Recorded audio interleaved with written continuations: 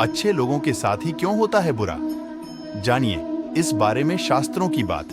जाने धर्म के साथ आपने अक्सर देखा होगा कि जो भी इंसान दिल का बहुत साफ होता है, जिसने कभी बुरे कर्म नहीं किए, उसके साथ हमेशा बुरा होता है। मगर ऐसा क्यों होता है? अच्छे इंसान को ही क्यों बुरा वक्त झेलना पड़ सकता है? अधिकतर लोगों को इसके पीछे का रहस्य नहीं पता होगा। इसलिए आज हम आपको बताने जा रहे हैं कि ऐसा क्यों होता है। इसका वर्णन भगवत गीता में भगवान कृष्ण ने किया है। भगवत गीता एक ऐसा ग्रंथ है कि उसमें इंसान के मन में उठने वाले हर सवाल का जवाब मिल जाता है। भगवत गीता में वर्णित कथा के अनुसार एक नगर में दो पुरुष रहते थे। पहला व्यापारी, जो बहुत ही अच्छा इंसान था, धर्म और नीति का पालन करता था, भगवान की भक्ति करता था और मंदिर जाता था। वह सभी तरह के गलत कामों से दूर रहता था। वहीं दूसरा व्यक्ति, जो कि दुष्ट प्रवृत्ति का था, वो हमेशा ही अनीति और अधर्म के काम करता था। वो रोज मंदिर से पैसे और चप्पल चुराता था, झूठ बोलता था और नशा करता था। एक दिन उस नगर में तेज बारिश हो रही थी और मंदिर में कोई नहीं था। यह देखकर उस नीच व्यक्ति ने मंदिर के सारे पैसे चुरा लिए और पुजारी की नजरों से बचकर वहां से भाग निकला। थोड़ी देर बाद जब वो व्यापारी दर्शन करने के उद्देश्य से मंदिर गया तो उस पर चोरी करने का इल्जाम लग गया। वहां मौजूद सभी लोग उसे भला बुरा कहने लगे। उसका खूब अपमान हुआ। जैसे तैसे वह व्यक्ति मंदिर से बाहर निकला और बाहर आते ही एक गाड़ी ने उसे टक्कर मार दी। वो व्यापारी बुरी तरह से चोटिल हो गया। उसी वक्त उस दुष्ट को एक नोटों से भरी पोटली हाथ लगी।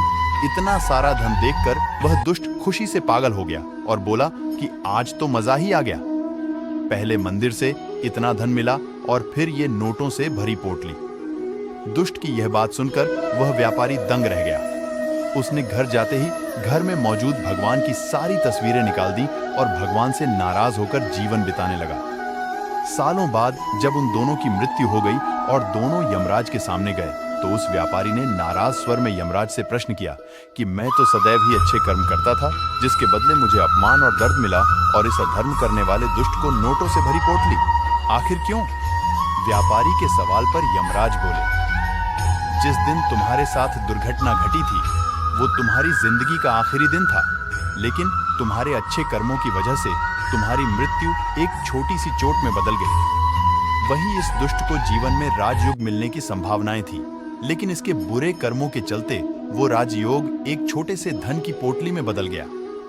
इस कहानी को सुनाने के बाद श्री कृष्ण ने अर्जुन को समझाया कि भगवान हमें किस रूप में देते हैं, इसको समझ पाना बहुत ही मुश्किल है, परंतु यह सत्य है कि भगवान हमेशा अच्छे और बुरे कर्मों का फल जरूर देते हैं। अतः व्यक्ति को चाहिए कि जीवन में आने वाली परेशानियों जी घबराना नहीं चाहिए और व्यक्ति को सदैव अच्छे कर्म करना चाहिए, क्योंकि उसका फल किसी न किसी रूप में जरूर मिलता है। भगवान हमें कब क्या किस रूप में दे रहा है मनुष्य को समझ में नहीं आता है, मगर आप अच्छे कर्म करते रहें तो भगवान की कृपा हमेशा बनी रहती है। इसलिए अपने अच्छे कर्मों को बदलना नहीं चाहिए, क्योंकि उसका फल हमें इसी जीवन में मिलता है। इसलिए मनुष्य का फर्ज है कि वो हमेशा अच्छे कर्म करते रहें, क्योंकि श्री कृष्ण ने गीता में भी बताया है कि किसी के द्वारा किया गया कर्म बेकार नहीं जाता है, चाहे वो अच्छा हो या बुरा।